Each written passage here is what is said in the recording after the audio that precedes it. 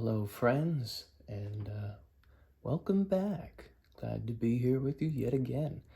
This time I have a wonderful stack of book mail from Hawaii. Hawaii, of all places. Why Hawaii? Well, this is why. Let's start with the big guns, shall we?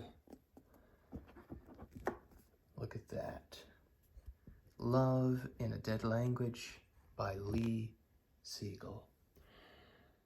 Oh my gosh, if you read my review on the Kaleidoscope, you'll know that this was some of the most fun I've had reading in a long time, if not ever.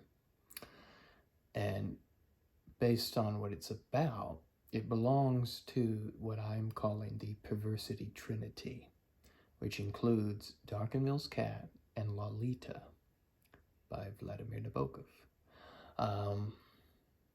And that's concerning learned men of letters who are in love with language and illegal labium. Yeah. And this comes with so many games, typographical trickery this side of Mark Z. Danielewski. I haven't read much of Danielewski. I've only read his Halloween book, so I can't make The 1,000-Year Sword or something like that. So I can't make any judgments on him in particular, but the way that the typography and the playfulness in this is, it heightens it, the storytelling, and it has substance rather than playfulness for the sake of playfulness. And here's the thing. Lee, he was kind enough to sign some of my books. Earlier in the year, he bought my debut novel, Sea Above, Sun Below, and out of the blue, and loved it and said as much. And his blurb is on the latest edition. That was kind of surreal, and I'm very grateful that he took the time to read my book and say some things. But now I'm even more grateful for him signing his masterpiece, For George with Friendship in a Living Language, Lee. And this was April 2022. So this was a while back.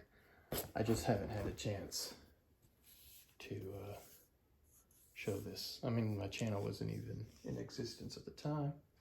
But yeah, that's Love in a Dead Language, and I might as well show you some of the things in here. So look at that. That's a letter. Look at that. We have upside down red text. Why is it upside down? Read the book and find out. I highly recommend this. See, we got the Tristram Shandy death page here. Just a lot of fun. And it's not just fun. It also says some things about, lo and behold, love and sex. And so he also signed a copy of his novel, City of Dreadful Night, a tale of horror and the macabre in India, which, if I remember correctly, has some heavy autobiographical elements to it. I haven't read this. I just read about it somewhere. It's an astonishing work of fiction, a tangle of tales that transports the reader from the medieval India of magicians, witches, and vampires to the British colonial period with its culture clashes and simmering unrest. So I just realized I didn't read from Love in a Dead Language, but honestly, you could read my review or just buy a copy sight unseen. It's that good. Here he says, For George, a fearlessly adventurous reader, with warm wishes, Lee. But let's take a look at this. We'll be looking at it for the first time together, because I haven't read this, as I said. We have a bunch of epigrams.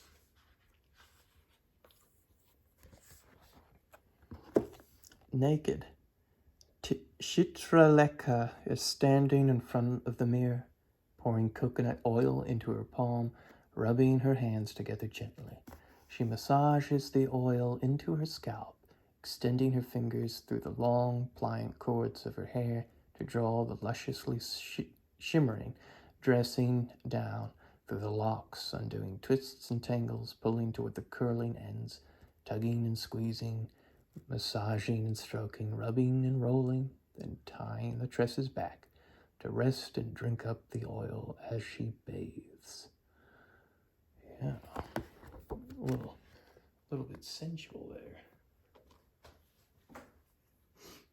This one I have read, and I also wrote a review on the Kaleidoscope. This is a more recent book by Lee. And, I mean, it's a lot of fun, too. It's not as expansive and far-reaching as Love in a Dead Language, but for what it is, it's a kind of twin-tailed story of love and sex. It does a lot within its fairly brief page count of a little over 200 pages. But yeah, you could call this erotica, but it's literary erotica, and not just genre trash. And it's hard to know what's true and not, because this is supposed to be a manuscript that Lee wrote when he was like 18. But there are things in here which lead me to believe that none of that's true, and this was all written at the same time. Either way, it's genius. So this is what the juvenilia manuscript is supposed to have been. Quartiap, a love story by Lee Siegel. And we get the manuscript scans with fake stains and stuff. So, yeah. It's probably fake, but yeah. Here's how it begins. Every time I type, I think about sex. I can't help it. Yes, I'm thinking about sex right now. And whenever I have sex, I can't stop thinking about typing. Typing is for me an erotic activity and lovemaking a literary endeavor. Yeah. So, let's see. And there's even a point where we hear about how Lee met Henry Miller and attended his wedding, or one of his weddings. So the story is now in his 60s or 70s, Lee is writing the kind of sequel to that juvenilia. And I'm trying to find the beginning because he echoes it in a Rushdian way. Something you'll find a lot throughout my second novel once it's done. Morphological echoes.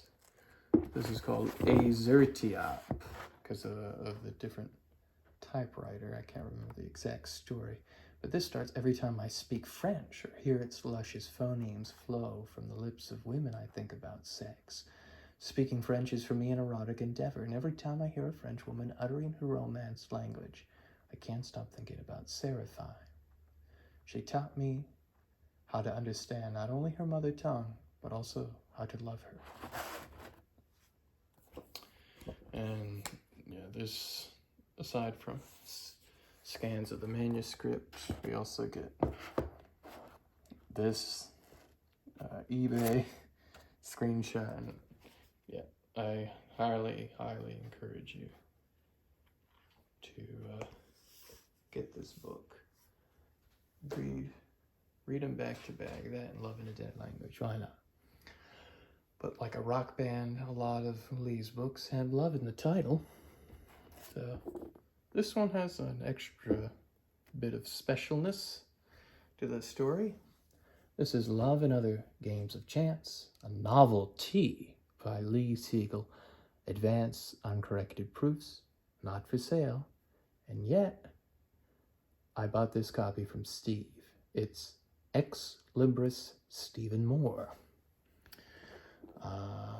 So yeah, this was his review copy. He must have reviewed it in his collection that you can see right here, My Bag Pages. I know he wrote about Love in a Dead Language. I have to give credit to Steve because that's where I discovered Lee's work.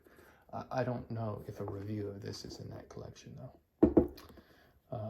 So yeah, this came out, it says February 2003.